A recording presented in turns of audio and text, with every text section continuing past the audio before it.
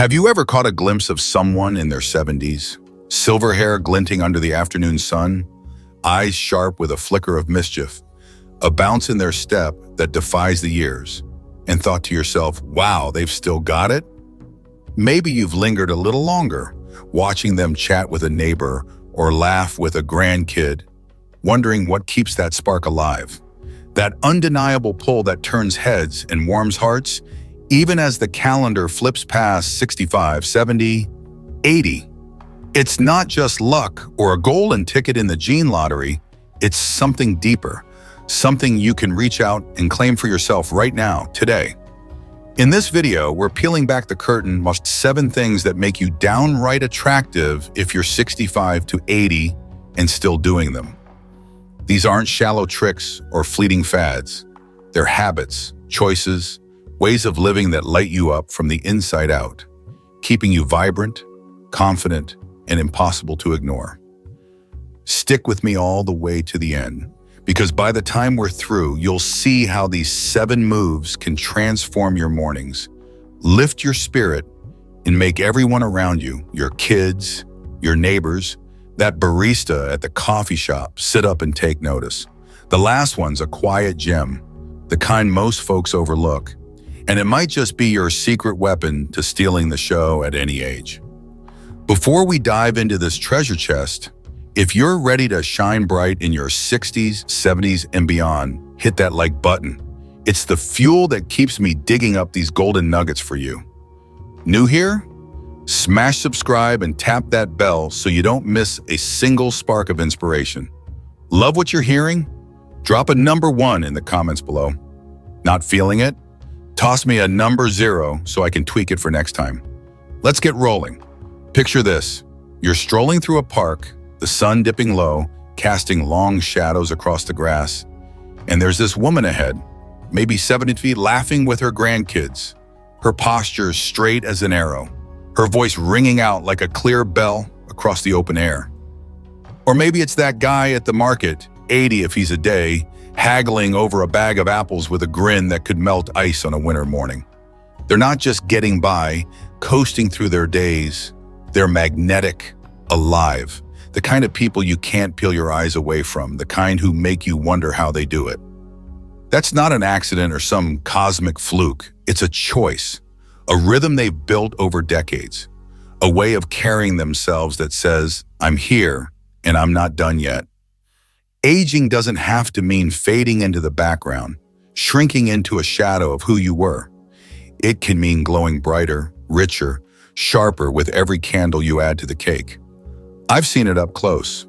My Aunt Rose still turning heads at 78, my old boss, Mr. Tran, charming the socks off everyone at 82. It's not about chasing some lost youth or plastering over the years. It's about claiming the you that's been simmering beneath the surface all along, ready to blaze like a fire that's only just caught its stride. These 7 things we're unpacking today, they're your roadmap, practical, real, forged in the lives I've watched and lived alongside. They'll keep you attractive, not just in the mirror, but in the way you move through the world, the way you talk, the way you live. Let's jump into the first one and see what it's all about. First, you're attractive if you still own your age like it's a crown, not a curse. Forget fighting the clock with every fiber of your being. Embrace it, wear it proud. Let it weave a story that only you can tell. Those wrinkles creasing the corners of your eyes, their laugh lines etched from nights you howled with friends until your sides ached. That gray hair catching the light, strands of wisdom spun from battles you fought and won, from quiet moments that shaped you into steel. My Aunt Rose, 78, is the queen of this. She'd sweep into our family dinners, silver curls bouncing like a halo, eyes dancing with a fire that could light up the room and declare, I've earned every single year, don't you dare pity me for it. And nobody did. Her kids hung on her every word like it was gospel. My cousins scrapped to sit next to her just to soak in her glow. Even the waiter lingered a little too long, hooked by the sheer force of her presence. She didn't hide her age behind makeup or excuses. She flaunted it like a banner, and it made her stunning, the kind of beauty that stops you cold.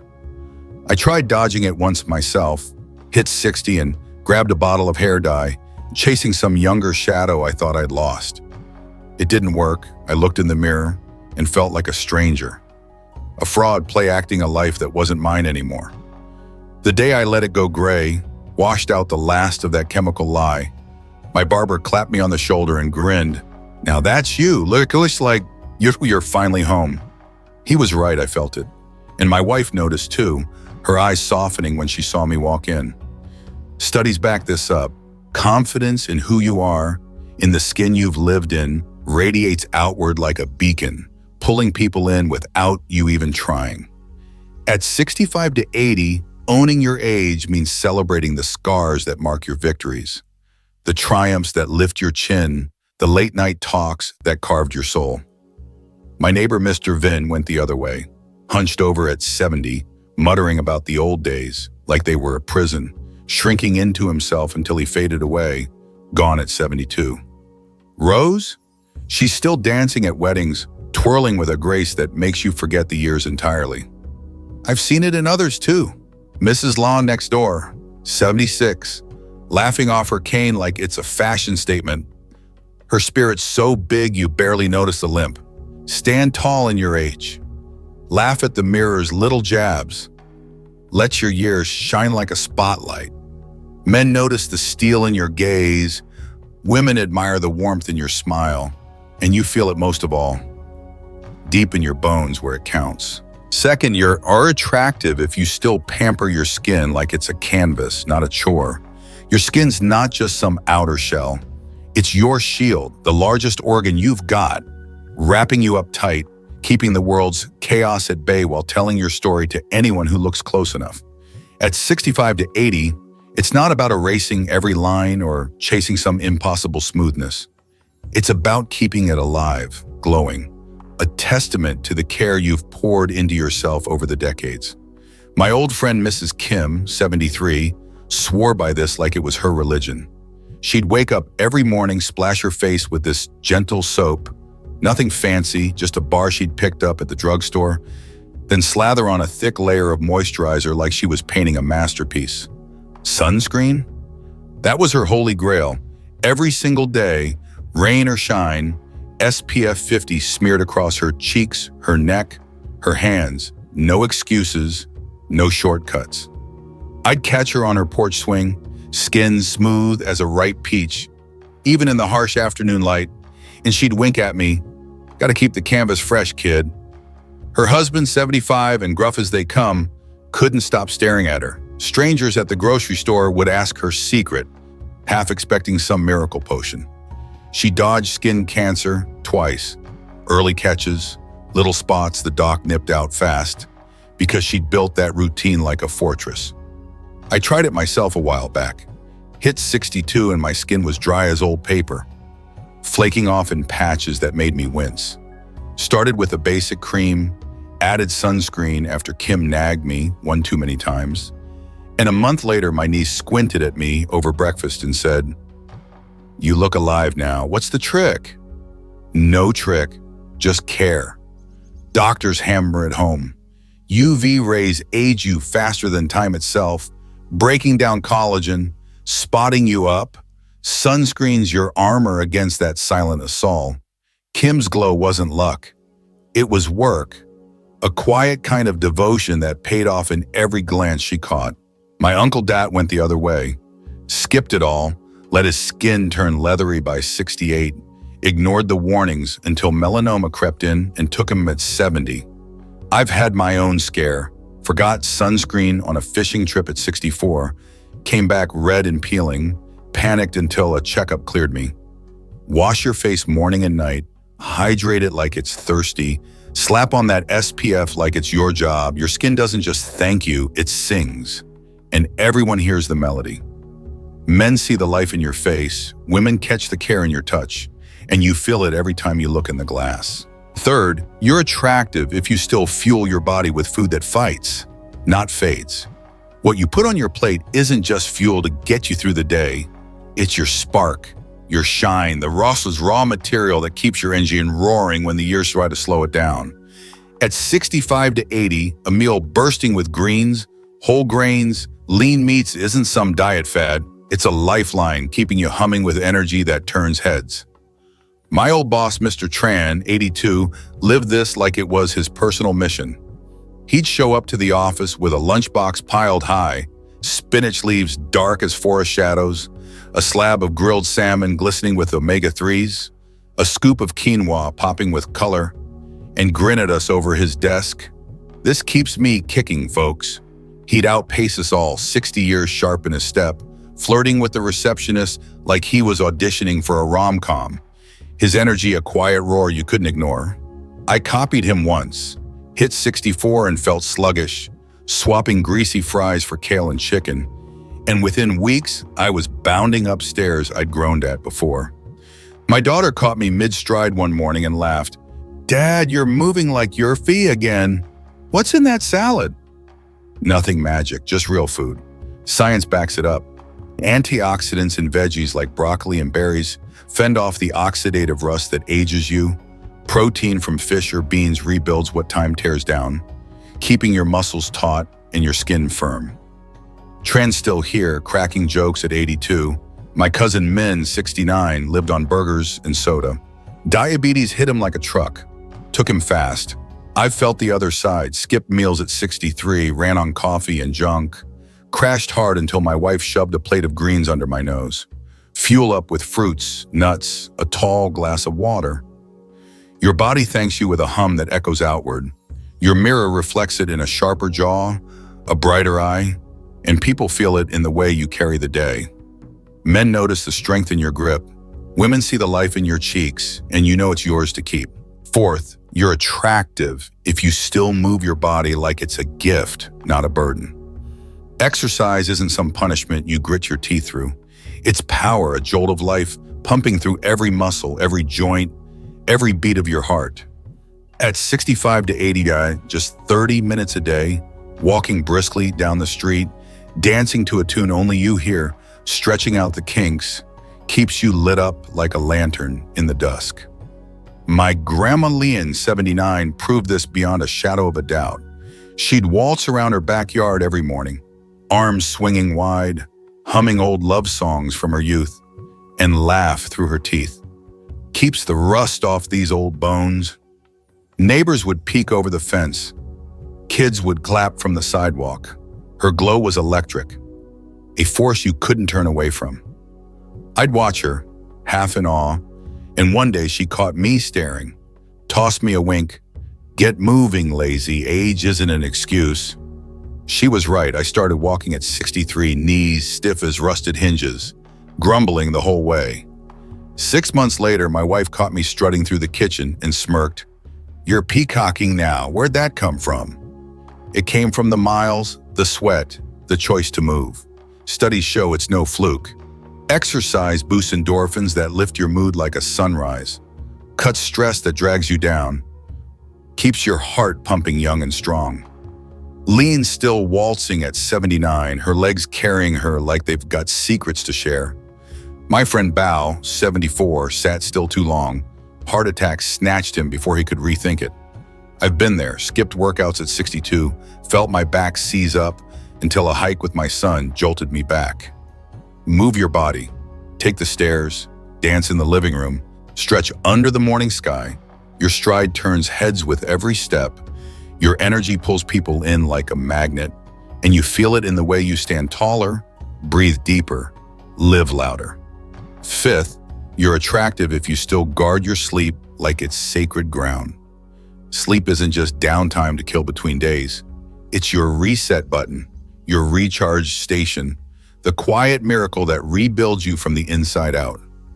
At 65 to 80, 7 to 8 hours of deep, unbroken rest doesn't just keep you going, it keeps you sharp, softens the edges time tries to carve, makes you a presence people can't ignore. My old teacher, Mrs. Na, 77, nailed this like it was an art form.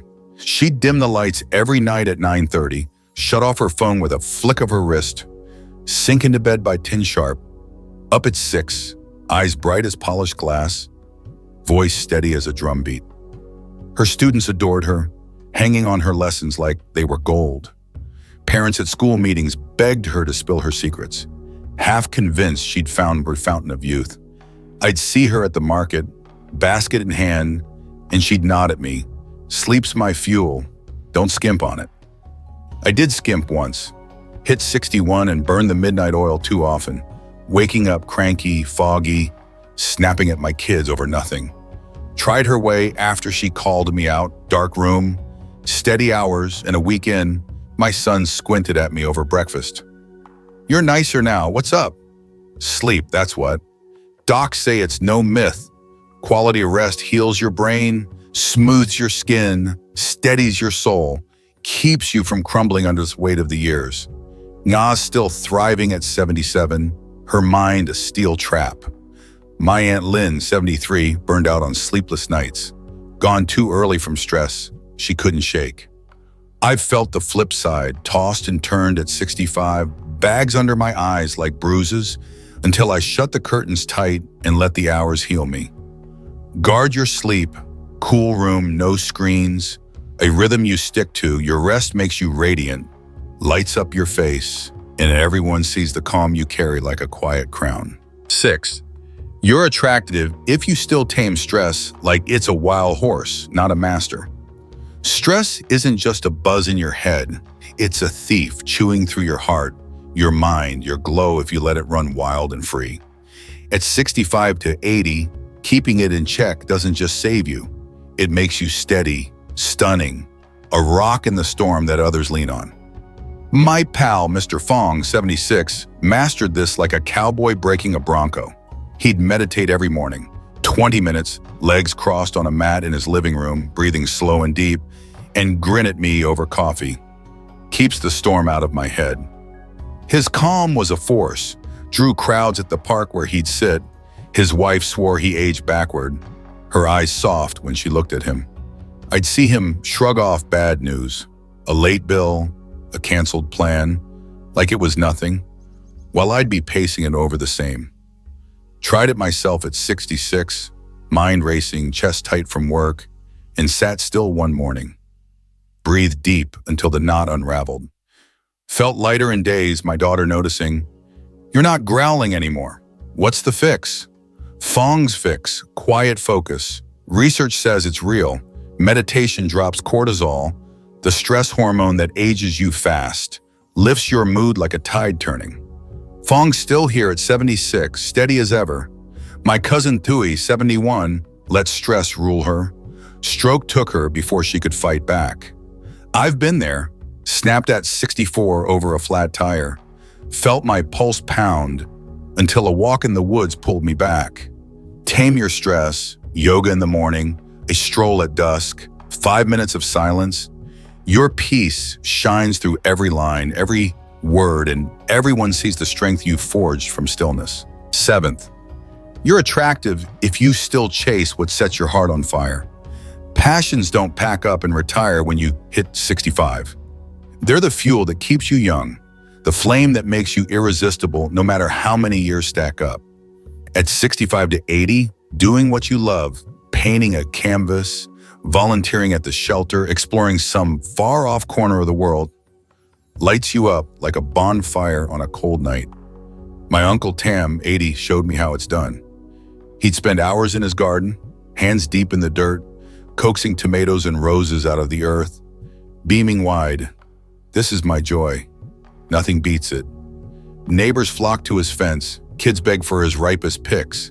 His zest was a current you couldn't escape. I'd watch him, dirt under his nails, sweat on his brow, and feel the pull. He wasn't just growing plants, he was growing life.